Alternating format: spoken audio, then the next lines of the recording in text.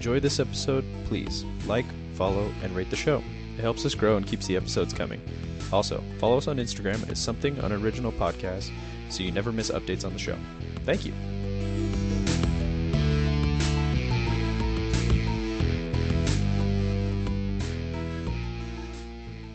And we're back. Nice. All right. Well, Brian, this is an interesting experience. You're the first person I've had on the podcast that I don't actually know personally. Heck yeah. So it's good to have you on, man. Got a couple things I wanted to talk to you about. Very little, because I know very little about you. Well, first, how did we meet? That should be how we start, right? You were at Best Buy. You were getting some stuff. I actually don't know your name. I'm Carter. Carter. All right. Dope. Legitimately did not remember. Sorry. Dude, it happens, man. We've talked so seldom. Yeah. I was so stoked when you're like, are you still down? I'm like, of course. Yeah. No, me too. I'm not going to lie. I'm really nervous right now. Why? Just because I don't know who, I don't know. Normally I have rapport with the person on I'm the the podcast. most chill. Nothing you could say I would judge. And For sure. I'm so novice myself Yeah. that it's totally chill. Yeah, no, I appreciate that because even just our quick interaction at Best Buy. For those that don't know, I work really part time at Best Buy, 1 day a week because I want that sweet discount. And during my shift, you had shown up to buy a bunch of podcasting gear, and then we got a little bit talking. I think we're actually talking to your coworkers. Yeah, you were. And I was pushing them to tell me what their podcast was, and it's these two just virgin LDS dudes at the counter. Yeah, and they go. And our podcast is called what was it? Sexcast? I think the Sexperts. The Sexperts. That's what it was. And yeah. I was so taken aback. But so, dude, they go off about because it was so organic that it was just the perfect time. It felt you know what I mean? Right time, right circumstance, just good vibes. Yeah. Because they were all about their podcast and they weren't starting. Yeah. And I was buying all this shit. Yeah. So I was you know what would you get? Yeah. I don't know if you remember this. Yeah, they've told me this. Yeah, I was they were stoked. What would you get? And they're well, we would buy this. Yeah. And then I'm and if you had this, would you do the podcast? Yeah. So actually, I plan on going back.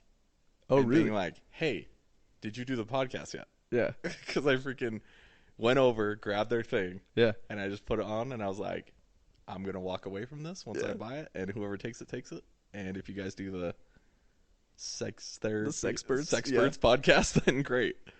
But I was so stoked for them to get started because they were hyped on it. Oh yeah. And the premise was just so hilarious that I was this is gonna be gold if they ever do it. Oh, for sure. They've been talking about it for months. Oh my gosh. I think I had mentioned something about me doing my podcast, and they were we want to start one. Let's do it. And then they kind of had this weird idea. It has to have video. It should. It would be a tragic shame if it does not have video. Oh yeah, for sure.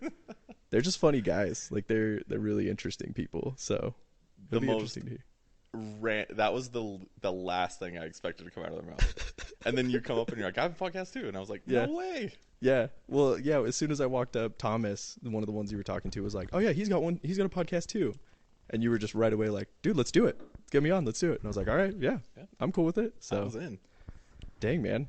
There was a good after you had left, by the way, after you had dropped that stuff off, they were so stoked and what the hell just happened? What? I guess we have to do it now. Hell yeah. Last time I saw them, they were actually yeah, we're recording it tonight. We're doing our first podcast. So they've done an episode now. I'm so excited to go hear it. Yeah, me too. I wonder if they're going to post it anywhere. I hope they do. They were asking me a bunch of questions about hosting and stuff, so I hope that they actually do produce it and get it out there. Heck yeah. I don't know if either of them have experience in audio production, but hopefully it does. So I normally start these things now since episode 10 with a thing called Tell Me This. At my job, I work at a solar company, and we have this guy. His name is Raul. He's one of my best buddies. He randomly will come up to me, say Tell me this, and then give me two options without context. I have no some of them have been super weird. In one of the episodes recently, one of them was Tell me this, long and pointy or short and stubby. So yours is going to be a little bit weird. I was oh God, please no. What have I got into? Yours is good. I think you'll give some good insight. Okay. Coliseum style. What do you have a better chance of surviving against, 5 hyenas or 1 lion? Oh shit. Dang. I mean, that's tough. Yeah. It's like a man fighting a gorilla or something, you know?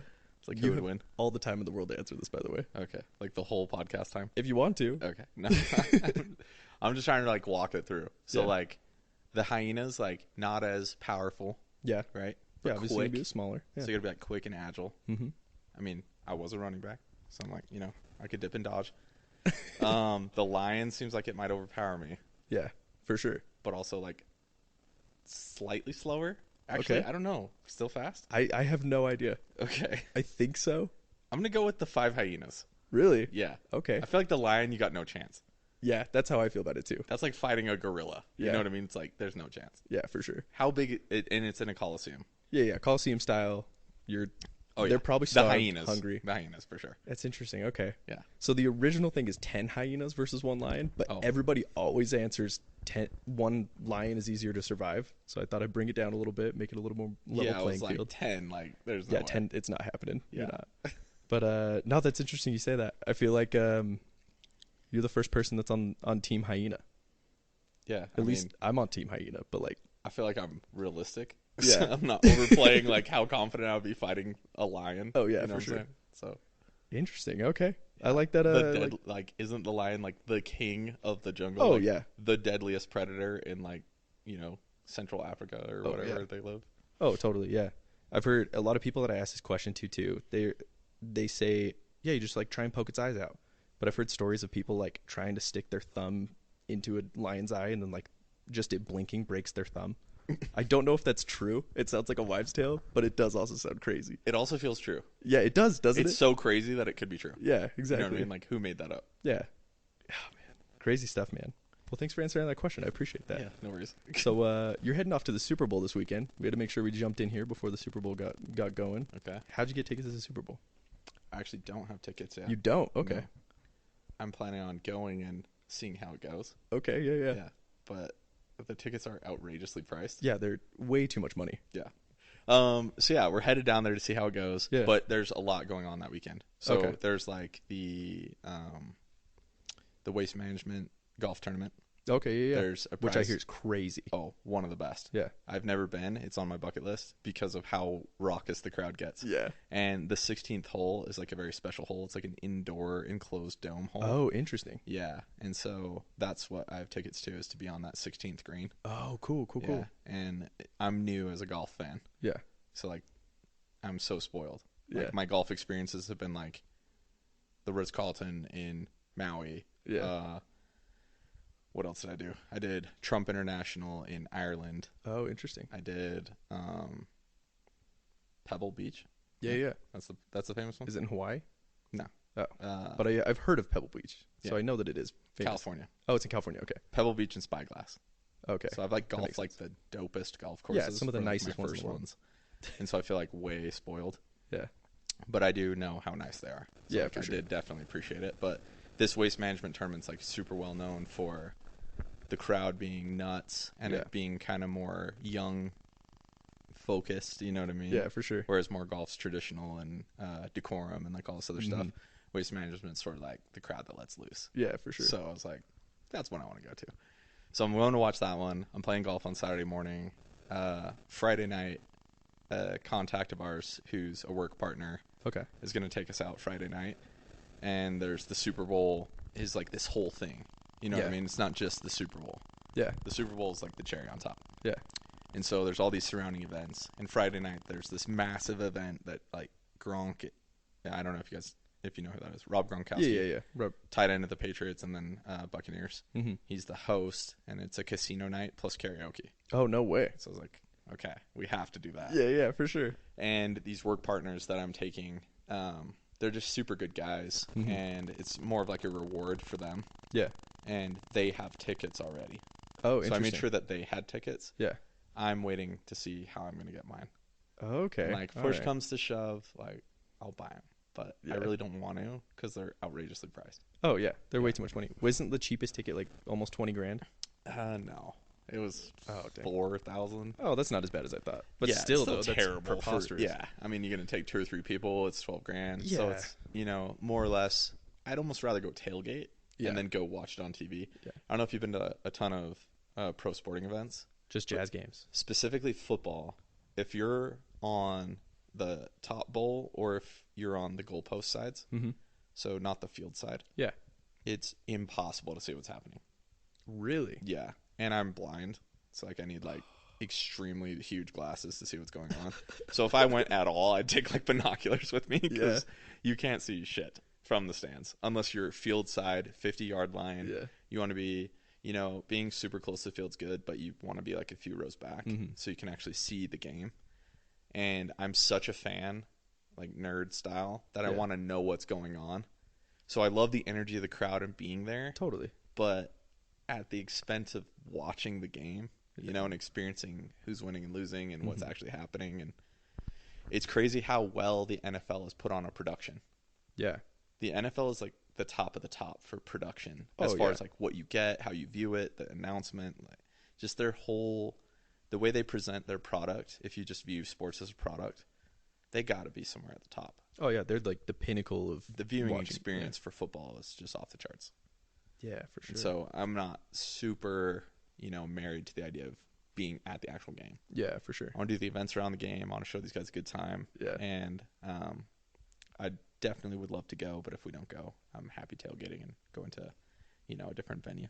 Dang, that's a good experience though anyway. Like I feel like just being in that energy, like it's people around the country. It's not just people from that area. Yeah, I've been to 2 Super Bowls before. Oh, really? Yeah. Okay. And so there's definitely something to that. Like there's a magnetism in the crowd that you're just like, dang, I'm in this thing. Yeah. And the crowd is just nuts when people score and when there's first downs and critical plays. And so you're just in it. It's like an experience. But then once you've been in it, it never loses its, it never loses its value. But it's fun to watch the game and experience the game from the broadcast view. For sure, for sure. So even sometimes when you're there, you end up watching it on your phone, just to be honest. Yeah, that makes sense. I feel like as a Formula One fan, I don't know if you're a Formula One fan at all. Not really, but not really. You've seen it, you know what it is at least. Yeah, overseas Formula One's huge. Oh yeah, huge. But they are as big as LeBron James over there. Oh yeah, everybody knows who Max Verstappen is. Yeah. But as a Formula One fan, I'm scared to go to a race because you get the one part of the track. Yeah. And I know that I'm just going to be on F1 TV on my phone the whole time if I go. I went to the Daytona 500 3 years ago. Okay, yeah. And that's exactly what it was like. Really? Yeah, I was just bored. I would feel terrible saying that. You have no idea what position the cars are in. I was like, this is really difficult for me to watch. Yeah. And it's just like the car would come around at 168 miles an hour or whatever it was every time. Just go right by and then you were out of it for 30 seconds and then come by again. 200 laps of that. So I was like, these are better viewed for me on TV. Yeah, for sure. That makes sense. Yeah, you get way more action on TV too, which makes sense. But yeah, especially when you're, I don't want to drone on this topic, but when you're watching Mahomes, who I'm a 49ers fan. Okay. So I booked the whole trip prior to the Niners losing. I was so confident they were going to go to the Super Bowl. Yeah. Brock Purdy, the first series, tears his UCL in his arm. He's out. Oh, yeah. That was our 3rd string quarterback to start with. That sucks. So we're 4th string quarterback. We lose the game. I was like, I already booked this trip, committed all these resources.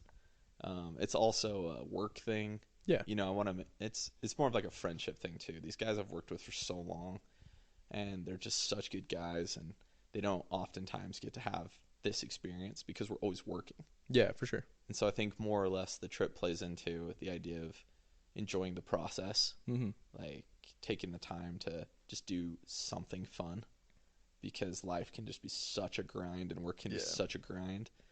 And I actually wrote this down today because I was really feeling this way, was like achievement and fulfillment are not the same thing. And we oftentimes confuse the two. Yeah, for sure. And when you confuse fulfillment with achievement, you end up empty in the end. Yeah. And so the trip really was about trying to get fulfillment, right, from all the achievement. Yeah. And so that's big for me with my teams. Like I always talk about that all the time. And just being in the position I'm in, how many people that I talk to, is I've really started to push out ideas that have taken me a decade to learn. And I don't want people to go through that decade to have to learn them. Yeah, for sure. I'm trying to hyper speed them forward and be like, you got to have fun. Yeah. If you don't have fun, you're eventually, no matter what it is you're doing, you're going to get bored. You're going to hate it. You're going to feel not happy. Yeah. And I think ultimately fulfillment should be the goal, not achievement. Interesting. How do you feel like, or why do you think that people get those confused? Because I think, and I'm not trying to rip this guy off. I can't remember his name, but you heard my previous conversations. I'm always like reading and learning and listening. I You seem like a very pensive person. I always got my ear open to what's going on. So if I hear something, I'm a really audible learner. So I have this terrible condition where I can't remember where anything is, like spatially. Yeah. If I lose my keys, those are gone. You'll never My find AirPods, I got 9 AirPods. Like, really? I have no idea where the hell they are. Dang, man. But if I hear something, for whatever reason, I can just recall it. Yeah. And so this guy was talking about this today. I wish I could credit him right now. I'm really shitty. I can't remember his name. But anyways, this isn't my original idea. He we'll find him sometime. Yeah, we'll find him and look him up after. What was your guy's name? G Money. Oh yeah, Young G Money. Look him up. Find him. Yeah, get him on. G Money, please figure this out for us. So he talks about that, how achievement and fulfillment are, achievement is something that you look at and you're like, oh, this guy has this woman, or this guy has this car, or this guy has this house, and you're like, wow, like I want that thing. Yeah, for sure. And then when you achieve it, you're like, this didn't really make me feel fulfilled. Yeah. So I confused fulfillment with achievement, and when I got the thing, it wasn't actually fulfillment, it was just hard to get. Yeah, and those are two different things. Yeah. Right? And so oftentimes they become synonymous because things are really hard to get. And so you feel like once you get the really hard thing to get, that you'll feel fulfilled. Yeah. But it's actually completely the opposite. Yeah, that's interesting. And so in hustle culture, people sometimes get concepts that are opposites, and then they make them synonymous. Yeah, for sure. And definitely achievement and fulfillment is one of those. Yeah, that's crazy. It's interesting you say that because I've never actually thought about that concept. But do you think that's a big reason as to why people say fall in love with the journey and not the destination? Yeah, and I mean, dude, this is like a decade in, 12 years in. You know what I mean? 32. Started when I was 20. Just on the path of business. Yeah. And I think that there's more resources today than there's ever been. Oh, for sure. And so all the best ideas are already out there. And so it's just up to us to go to there's this sea of ideas always. Yeah. There's these podcasts, there's these 30-second clips on YouTube and Instagram and all this shit, and oh yeah, those have replaced the library, right? I don't feel so old saying the library, but actual books with texts, and you know what I mean. Reading is much different than listening. Yeah. So all the best ideas are already there. We're not going to come up with something new. That's how I feel. Yeah, for sure.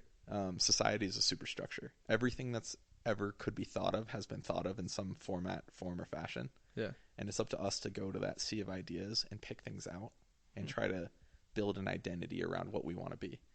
And so when you're like, that's an interesting concept, or that's this, or that's that, it's someone already came up with it. It's just we haven't found it yet. Yeah, for sure. We haven't looked through enough pages, or we haven't listened to enough podcasts, or we haven't gone and find the ideas that define us. Something that's super important as a person, especially in the pursuit of any business goal, is to start with who you are. And a lot of people have a hard time with that because they don't know how to build that. And so I think that's a fundamental for people starting out in a business life, is getting that fundamental of who you are. And that process requires you to go read, listen, and learn, and then pick out the very best of what you want to be, something that you can be successful at, something you can be proud of, and something you're willing to do all the time. Yeah, consistent totally. in. And if you can do that, you're going to jive with a lot of these ideas I'm talking about. Dang. Man, you're spitting knowledge on the podcast. I like this. You seem like a very call it knowledge, but I'm regurgitating other people's good things. Yeah. But at least you have that in your memory bank, which is important. Right. Dang, that's interesting. Have you ever mentored anybody? Or thought about doing mentorship stuff? Yeah, I just always feel so disingenuous. Really? When I'm the idea of mentorship for money, a mentor in my mind is almost like a person who cares about you enough to sit down and talk to you and just give you knowledge to get you ahead. That to me is like mentorship. And so if you're like in that context, I've mentored thousands of people. Yeah. But like, I don't like or it's not that I don't like, I actually don't look down on it at all. Everybody has to make money, and I love that people find ways to make money with what they love, right? Yeah, for sure. That to me is the most important, is for you to do what you love so you can make your life go. Yeah. Right? And that money is required to make that happen. So I'm super stoked that people have found a way to monetize what they love, which is coaching.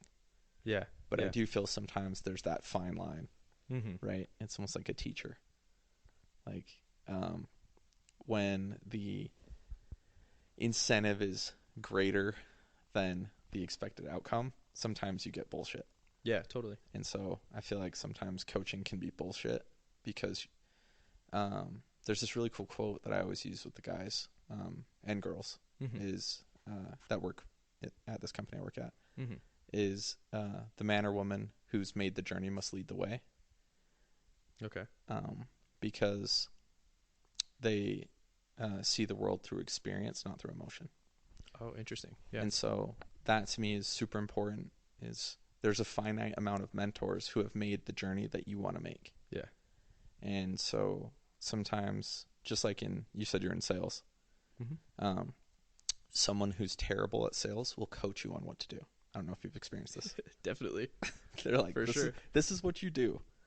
And you're like, you've sold nothing. I've sold a ton of stuff. Yeah. And you're telling me what to do.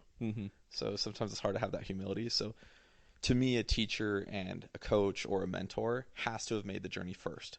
Definitely. Right? Because there's a certain like honor that comes with that when they're actually giving you advice that's competent and correct, instead of just doing it out of like ego or money.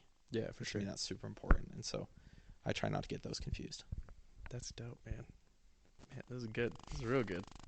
I was not expecting this much out of this conversation, not gonna lie. I was coming through thinking of bullshit, but this is great, dude. I look terrible, so. No, dude, you're totally good. It's what you're saying that's important, not what. Hey, not the words coming out of my mouth, you know. Those are bad. Those are just other people's ideas. I'm not taking credit. Hey, but if you have the aggregate of the information, I feel like that's what's important, right? Just a resource here. Yeah. Plus, there's people that are listening to this that need to hear that didn't find it, right? So you're just now the medium of them finding out. My obsessive skills of reading and listening have finally paid off. Yeah, for sure. Dang, man. That's sweet. So obviously a lot of this comes from like your journey in business, right? Well, you work at a larger company in the Valley here.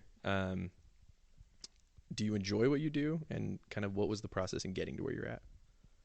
Do I enjoy what I do? Yes. Okay. So there's that right off the bat. Yeah, for sure. And then the qualifiers, right? So does anybody actually enjoy doing hard shit? I'd say no. I'd say that we condition ourselves over time to be able to do hard shit so that we get the runner's high. Yeah, for sure. Right? Nobody likes running the marathon. Everyone loves the feeling after the marathon of accomplishment and fulfillment. Yeah, totally. And so I would say that my job is extremely difficult and stressful. Okay. And all jobs are, and all pursuits are that are worthy of pursuing. And so I think that in that context, I love what I do because it challenges me every day. Yeah, for sure. And I think when I don't challenge myself, that I feel just lesser. I don't feel like I'm living up to my potential, and it leads me to just feel stuck or stagnant. I hate that feeling. Yeah. And so whenever I feel stuck, stagnant, or stopped, and I know not everyone has this luxury, but I won't do it. Yeah. I'll just change directions. Just out of principle. Yeah, for sure. And I've always kept that in my mind at every job I've ever done. Because I don't like the word job. Yeah, for sure. I just think it's synonymous with like sad. Like anytime someone thinks of job, they're like soul crushing, 9 to 5 job, sad, something I have to go to. Yeah, totally. And I don't think of anything in life that way. I think that we get to do things. Just the fact that we have 2 feet and 2 hands and can stand up and walk around, me and you in this room, is a blessing in its own. And we should be grateful for every single thing that comes after that. As a person who's dealing with stagnation in my current job, in my position, you mentioned kind of moving in a different direction to avoid that. How do you feel like that's helped you as far as in your career goes? Like moving in a different direction, I'd say that question's always tough. Yeah. Because you know, I don't want to like sit here and like preach people what to do. Totally. But I definitely feel that if you feel stagnant, stuck, or stopped, that you need to make a change, and that change is totally dependent on what you love. Yeah. And so to me, like, passions and pursuits are the same thing. Okay. If you're not pursuing your passion, then your self-worth and your progression stop. Yeah. And ultimately, no matter how much money you make over that time period, it's never enough to fill up the gap. And so when you're making that change, like something that I didn't know that I was doing at the time that I ended up reflecting back on is I wanted to design something that I owned fully. Mm-hmm. And that was always a passion of mine. Like, I'm just an entrepreneurial person. Yeah. And so I want to design the framework. If I can't design the framework, then I don't want to do it. Yeah. Because I love creating. It's almost like painting or playing guitar or like just making something. If I can make something, then I'm super passionate about it because I'll pursue it as if it's my own thing. It's my own company. It's my own dream. It's my own, you know, like selfishly, it's a drive for me to want to build and create. And so when I don't feel like I'm building and creating, it's hard for me to pursue those things. Yeah.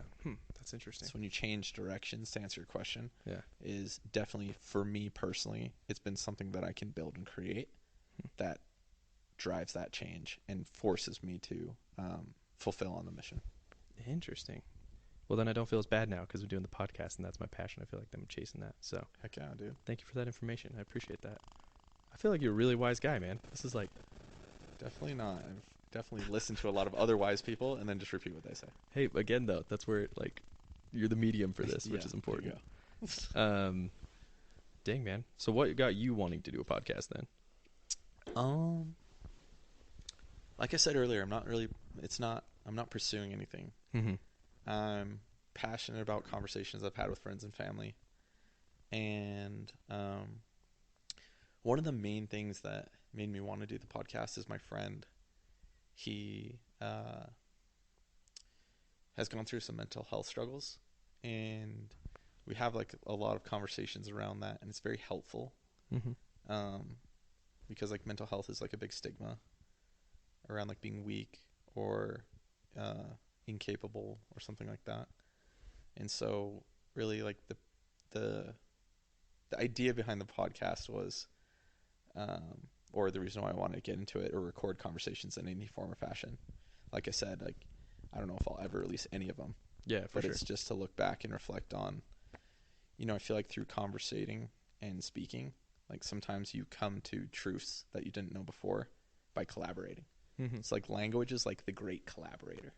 Like it allows us to share ideas. Yeah. Because words are just noises that like indicate what we're thinking inside. Yeah. And so like when we can collaborate in a vocal setting, sometimes you can find stronger or better truths that help everybody in the room. Yeah, totally. And that's what I think strong conversations do, is they like uplift people. Yeah. And so when I talked to this guy, you know, we talked about like some dark shit, man, like, you know, like stuff he's going through or stuff I'm going through or, you know, things we thought about life. Like we're now in our 30s, you know, young 30s, whatever. Yeah. And there's definitely a transition in life where you go from, you know, you're young, you're going to conquer the world. Then there's like possessions and women. And then you kind of like keep going up the ladder. And then you're like, well, there's more. And then sometimes I feel like specifically I work with a lot of young men. Mm-hmm. And there's this insane pressure on young men to be in this hustle culture and like progress and like manifest all this shit and like be the number one at everything. And the pressure is so intense that I just feel like the society, like people are just feeling like depressed and sad. Mm-hmm. And there's not a lot of good information and resources out there about mental health and how to deal with like those feelings. And so I just feel like when I talk to this guy, I mean, this is a decade of personal experience he can speak to. Yeah. And I also have felt some of the same feelings. And if I could go back to my 20-year-old self, I would tell him all those things. Yeah, for sure. And so that was kind of the idea behind it, is like, if I could talk to myself at 20 or other men at 20, here's what I would tell you. Yeah, for sure. To avoid all this, just, you know, if you don't have a strong support system like a friend like that, or you don't have a loving mother or family or home, like how do you overcome those things, and what are strategies you can employ, and what have other people gone through so you're not alone. Yeah. So I think at a base human level, we're so worried about being alone or being an outcast that sometimes that manifests itself in super negative ways. Oh, totally. Like, obfuscation or hiding, right? Things about yourself that you don't want to have out there. Mm-hmm. And I don't want to drone on the subject, but just our idea of strength is like all based around like this idea, like 6'2" guy, 230 pounds, jacked, right? And like all these attributes. But then on the inside, this person feels a totally different way. And our ideas of strength revolve around not being vulnerable from a emotional perspective and a spiritual perspective. Yeah. But really, like how I've seen life progress and my feelings about life are that the strongest people in life are the people who can be vulnerable. And so I think that's just a paradigm shift that we should go through. Just that's what I try to help my people that I'm close with in my circle about, because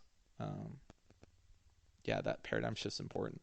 If you can't get vulnerable and you can't be honest, then you're going to push a lot of shit down, deep down, and it's going to come out in ways that you wouldn't expect. Yeah, for sure. Yeah, I feel like that's, personally for me, that was something I really dealt with as far as like, I've dealt with a lot of mental health issues in my day, right? From anxiety disorders to extreme depression when I was in high school, which I don't understand why that is.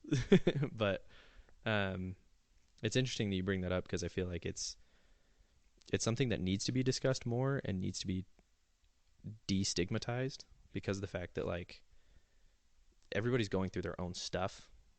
It's how we react to it that is our own issue. And I think that, I don't even know where I'm going with this other than like our reaction is what is stigmatized, and our reaction should be what's humanized, if that makes sense. I think it's a lack of information because there's a lack of communication. Yeah. And so when people don't talk about it, there's no resources out there and there's no information and there's nowhere to go to figure out what to do.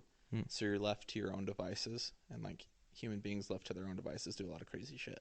Yeah. So rather than have that happen, it's more important to just get it out there and talk about it and not be afraid or of judgment or, persecution about how you feel or what's going on in your head, because to really, it's so counterintuitive. To really get where you want to go, you have to be vulnerable. Mm-hmm. And if you never, like, bad leaders are not vulnerable. Bad leaders are ego driven.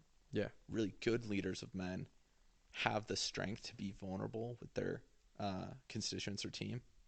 And that's the way people can get to know you. Yeah, totally. And it also builds a strength, right? There's like strength in numbers. Success doesn't happen alone. Yeah. And if you white knuckle it your whole life, like that's no way to live. Mm-hmm. Like we're not meant to be independent beings. Like we're supposed to be connected. Yeah, totally. And so when we deny those connections, I feel like we get into all kinds of trouble. That's interesting. When do you think that changed? Because I feel like in tribal mentality, that was not the case. Like, does that make even... Did what I said make sense? That out a little? Yeah, flush that out a little for us. Yeah. Just like, as far as, you hear people talk about it all the time, but like, people are kind of, we have a tribe mentality kind of in our DNA, if that makes sense. Mm-hmm. And so it's kind of weird now we're in like this globalist, or like this global way of living, I guess, where now we're all trying to like love everybody in the whole world and not be secluded to your own group. Now I lost my train of thought now. I don't know where I was going with that. No, yeah, I can kind of pick that up. I think where you're going is like tribalism, right? Like that's how we started, and then people feel like we're returning to that, especially politically. Everyone's very tribal. But my feeling is we don't know our history. Yeah. Like, and I hate like referencing Joe Rogan podcast because I feel like we'll get like, you know what I mean? I don't want to like rip off something they said, but their guests are so informative. Yeah. And, we don't actually know what happened. We infer what happened from shit we find, right? But we don't actually know all of our histories. Yeah. And so we don't know how it was like in the primordial times. Like we really don't know. And so to me, I do feel that humans have strong connections that need to be made. And when humans are siloed off, you can even like look in the research in like babies, like people who are stuck in a room, like all these different studies that have been done. Like we need other human beings to coexist. We have to. And so to me, that's super important because, like I said, when you silo up and you cover the weight of the world on your own shoulders, it's not like that's going away. It's just going deeper down into the psyche and into the body, and it comes out in all sort of messed up ways. And we're on such a deep tangent here. And as like social media has progressed, the world just keeps getting bigger and bigger and bigger. Our personal world is so big. We can see everything. We know there's a fucking war in Ukraine. Yeah. You know what I mean? We think about that as people in America walking around on the street. Yeah, we have almost nothing to do with it whatsoever. We know all of the events. We know there was an earthquake 10,000 miles away, right? Yeah. Like we know everything going on all the time. Everything all the time, all at once, right? We have all the information. And so I think it becomes more important than ever to connect on a larger basis. And then also to something I've noticed that's good for my health is like shrinking my world. Like what's most important to me and what do I need to focus on? When my screen time's up and I'm like scrolling through all this shit, like I notice my mental health gets more negative. Yeah, for sure. And things that are important to me are my family, you know, my relationships, my work. Like I try to shrink it because when we try to take on the whole weight of the world, I feel like that's just pushing down on us something that is completely unnecessary. Yeah, totally. Yeah, okay, that makes more sense because I remembered where I was going with that is because we used to be in maybe like this more tribal, like small community place, it may be easier to be vulnerable and not have the weight of the world kind of pushing down on you, right? Your problems were more local to the people that you were around, not so much on this huge scale of like, oh, these people are suffering across the world. What am I supposed to do about that? When you can't do anything, you kind of feel helpless, and it's hard to feel vulnerable because you don't feel like your problems are on the same scale as theirs. So that's interesting. All right. Let's lighten it up a little bit. What do you say? Yeah, let's do it. One thing you had mentioned prior to the podcast, something about being from Thailand, from growing up in Thailand. Yeah. I mean, I grew up overseas a little bit. Okay. When I was a kid, so moved over there when I was 2 months old. Attended international school in Bangkok. Okay. And yeah, I don't know what you want to know. Well, how old? I guess what was it like living in that culture and being? How old were you when you left? I guess first. 2 months. Well, when you left Thailand, came back to the States.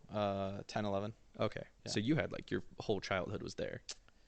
In a sense, yeah. In a sense, I guess. Like adolescence here, but childhood there. Okay. And was it adolescence here in Utah or was it somewhere else in the States? Utah, yeah. Utah, cool. We went to Southern California to start and then back here when I was like 10, 11. Okay. Somewhere in there. Interesting. How do you feel like the culture growing up in Thailand changed your perspective here? I'm just super grateful to be here. So I feel like that was all I knew. And I attended international school Bangkok. Like I said, it's an English speaking school. Probably one of the best schools you could possibly go to. So I was highly educated when I came back to the United States. I was educated at like high school senior level. Like, oh, geez. Yeah, like school was a breeze for me. I had 4.0 all the way through. But I was scared to come to the United States originally. And then once I got here, I was just so grateful. Yeah. Everything was so nice. The roads are working. The road lights are working. Yeah. Infrastructure's a little bit better. I felt like Bangkok, Thailand was a lot scarier than living here. Yeah. And so it's just something I've always felt being in America is just I'm so grateful to be an American and like what that means to me. Just the freedoms we enjoy, the stuff we take for granted, the road being paved, the water being clean in most areas. Yeah. And there's a couple sketchy places. Yeah, no, for sure. You don't want to drink the water in South Texas. Ugh. But yeah, just the stuff we take for granted. I think that's important to remember that those things are only there because of the nation we built and the people that helped us build it. Yeah, totally. And so I always feel grateful living here. That's like something I've always taken away from it. Hell yeah, that's awesome. What brought you to Thailand when you were 2 months old? My parents had a job in manufacturing. Okay. And so they took that job overseas and worked for a company over there for a decade or so. Oh, hell yeah. Okay. And then you moved back, obviously, after that whole thing happened. Yeah. Gotcha. Okay. Well, that's interesting because I've noticed your perspective on, like, just life in the world, I feel like, is a broader perspective compared to somebody who would have been raised here their entire life. Yeah, I feel like that's definitely. There's people who have been raised here their whole life that have broad perspectives. That's and true. I think that's more like a nature thing versus nurture, right? Okay. Yeah. Like not so much environment, but just kind of like in you. I don't know how else to say that. Yeah, that's interesting. Some people are just like seekers, you know. I feel that. I'm a half seeker, not a full seeker. I'm a half seeker. 1 foot in. Yeah, exactly. 1 foot in the pool. Yeah. And really, I mean, we'll see how this conversation goes. But last thing that I really had on the list to talk to you about was you mentioned let's doing movie reviews. Let's do it. We're on here. So what have you seen recently? I'm not much of a movie watcher as far as like anything that's not streaming. Yeah. Are you a theater goer? Oh yeah, I love the theater. Really? Yeah, it's like one of my favorite things. Really? A movie theater is like sacred. Really? Yeah. Okay. Why? What's the vibe there? Why are you? Yeah, just why? I have always wanted to be in filmmaking. Yeah. I feel like that was something I missed out on. Although I'm super grateful for how everything played out, but For sure. that's definitely storytelling. Mm-hmm. Storytelling to me is like the pinnacle. Stories is everything for human beings. It's how we tell our history. It's how we inspire. It's how we motivate. It's everything. Yeah. And film making, quote unquote. Yeah. And you know, there's like snobby assholes out there that are like film on 35 millimeter film or whatever. Yeah. But it really is all the mediums mashed together to tell a story. Yeah, for sure. So you have sound, you have, recording, or you have sound, you have visual, you have pacing, you have dialogue, you have non-dialogue.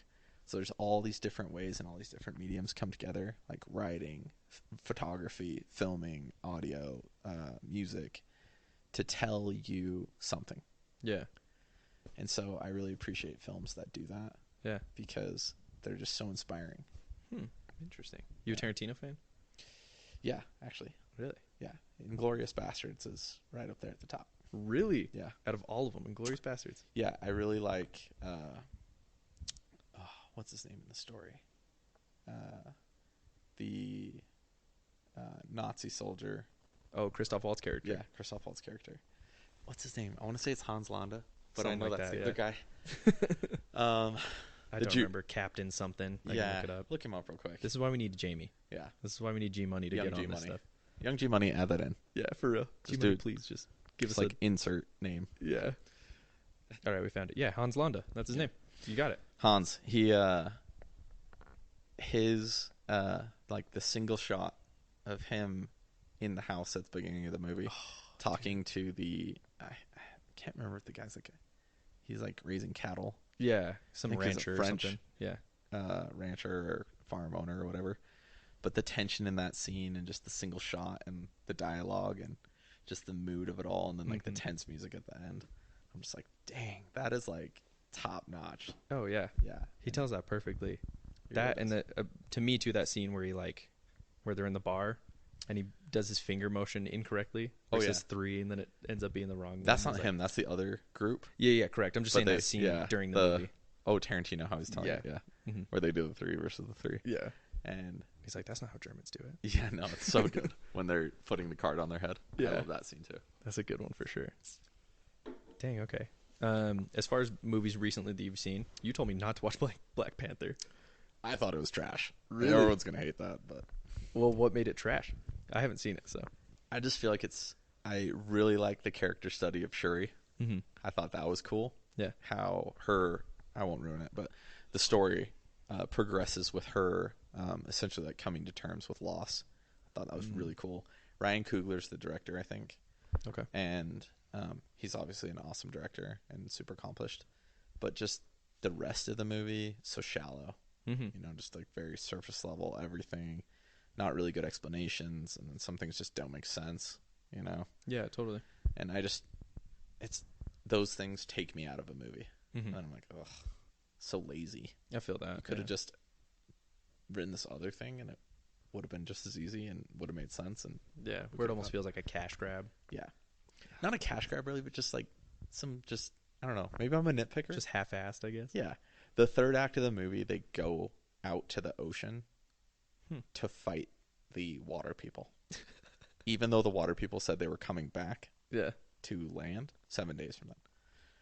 Like stuff like that, just nerdy shit where I'm like, you just wait 7 days and then you're going to fight on your terms, not on theirs. Yeah, you know what I mean? You have home court advantage at that point. Just let it happen. Some of the plans they cook up in these movies, I'm just like, and they're supposed to be the smartest civilization on Earth. You're like, oh, this is bad.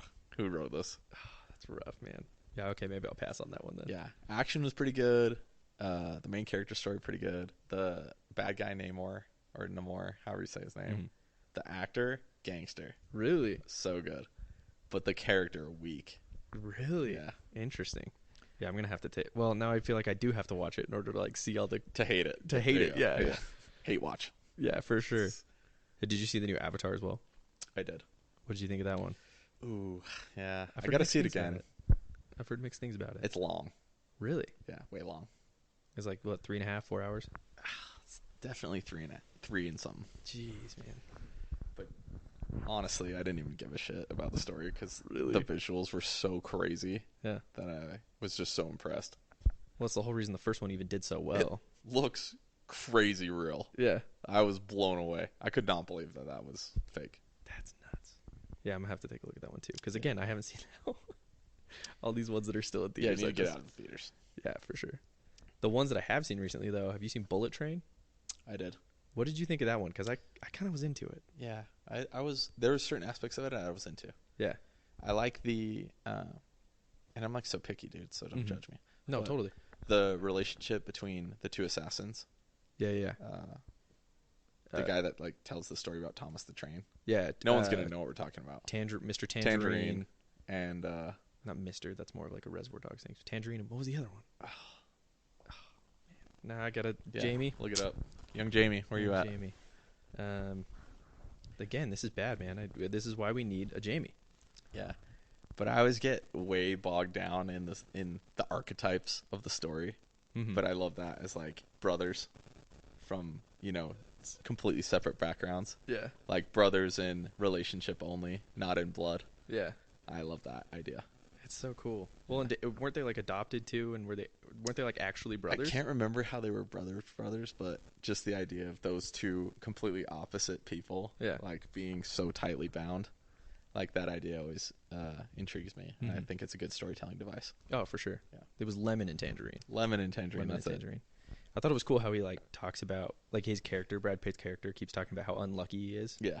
And then in that one last he's just scene, super lucky. Like, crazy lucky. Well, he's always lucky throughout the whole show. Yeah, exactly. He gets shot. True, yeah. He dodges everything. Like he accidentally falls down and doesn't get shot. Like he's just completely lucky the whole time. But he thinks he's unlucky because his missteps result in deaths of others. Yeah. So I thought that was actually really funny. Yeah, that was good. It's kind of a cool plot device too. That like his idea of unlucky is truly lucky. Yeah, I don't know. I think it's kind of cool. I thought it was actually worth watching. Yeah, I liked it a lot. There's some movies like that too where I'll just give it a pass because I'm like, I'm just here for the fun aspect of it. Yeah, I don't care so much about because you can get way deep on stories. Yeah, totally. And so if you're like too serious, then you can't enjoy some of the better movies. I'm with that for sure. Yeah, that makes sense. Did you have you been watching the Last of Us show at all?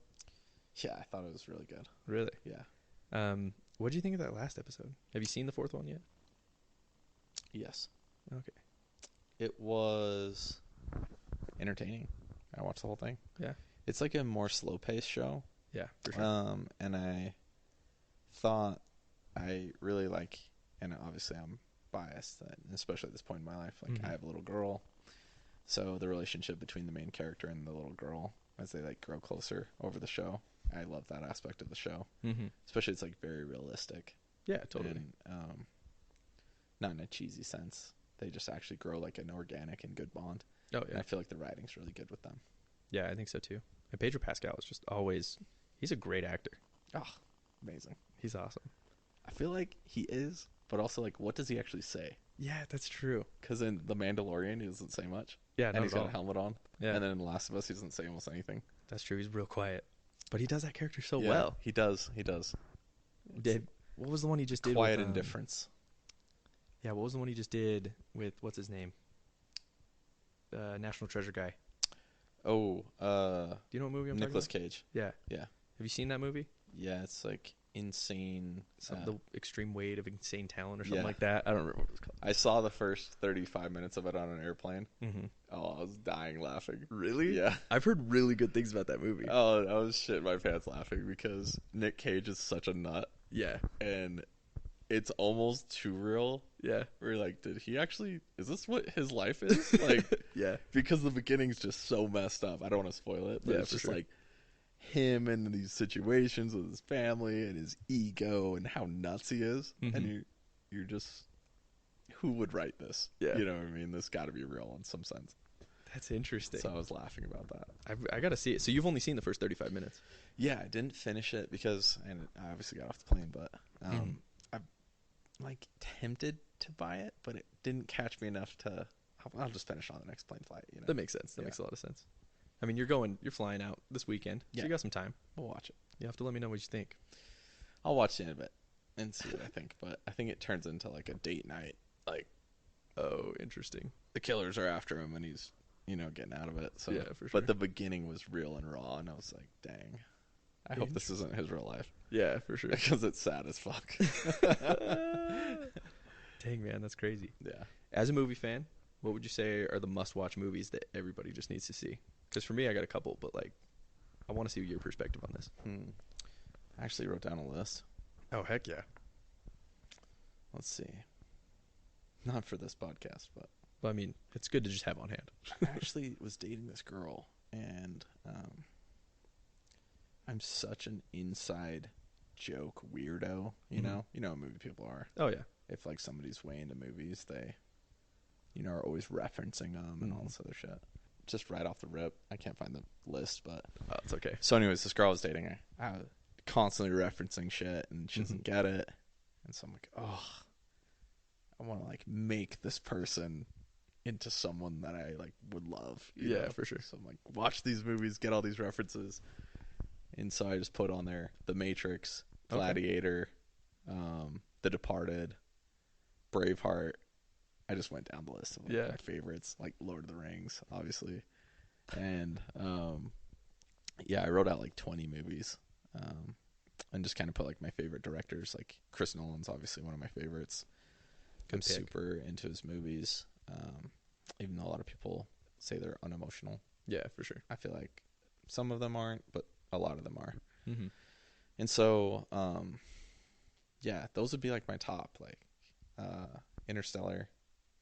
Even though it can be boring on a rewatch, its initial shock value and like what it is and how the story plays out and how it plays with time. I love those concepts.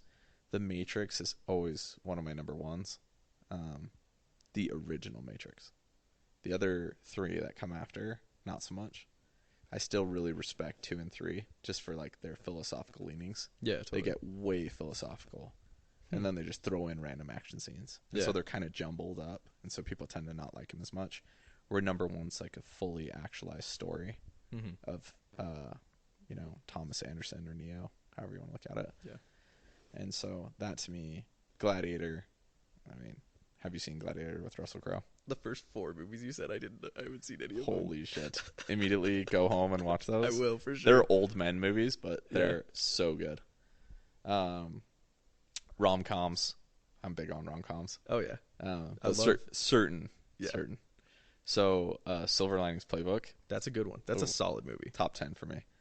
And then I also really like Forgetting Sarah Marshall. That's a good one, too. Yeah, like just comedy stuff. Mm-hmm. Have you seen 500 Days of Summer? I have. That's one of my top. I do like movies. that one as well. It's a little too real. Yeah, it is. Yeah, same with Silver Linings. I like it. Yeah, they're both. Yeah, very real, very real. So yeah, those would be my top just right off the bat. I'd have to think about it a little bit more to give you a consolidated list, but for sure, if you haven't seen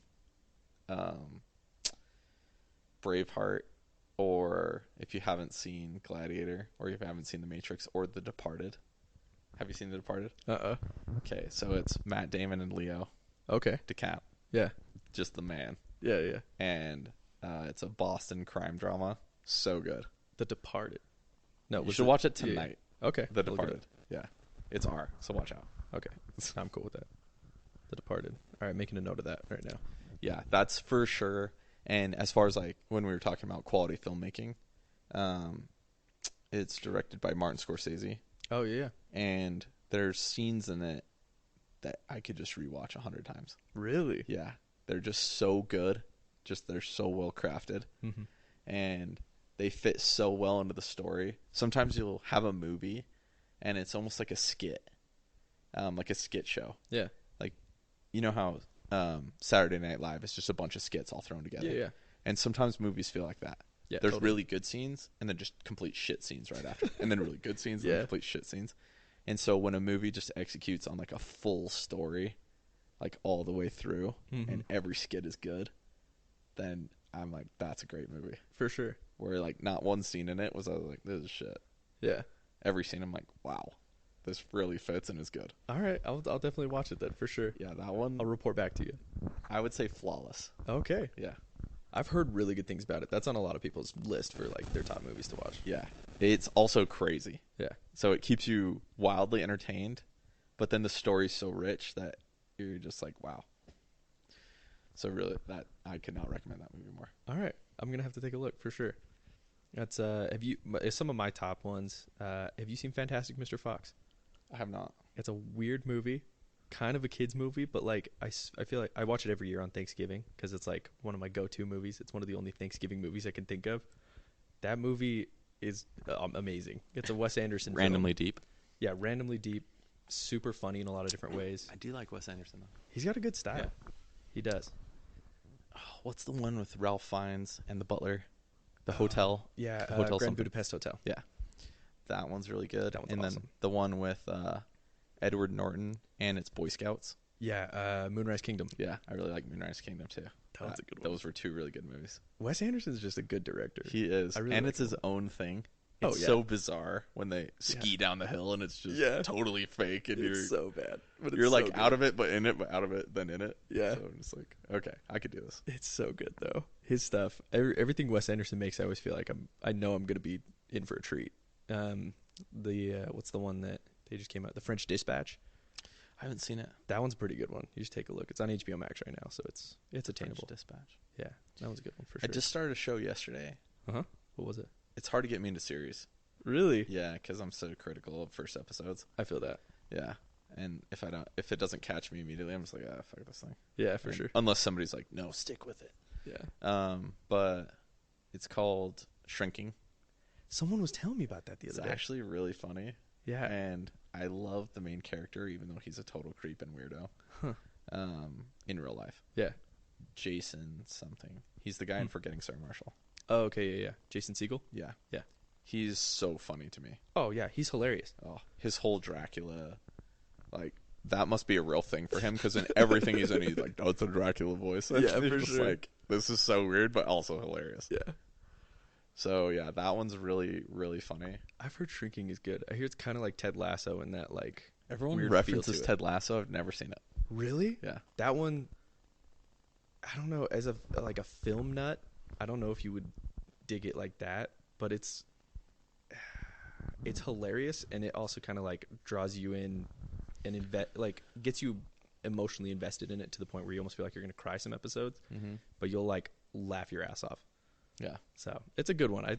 It's worth taking a look at least. The guy who wrote both of them, so same writer. That's why, yeah. Yeah, everyone says that.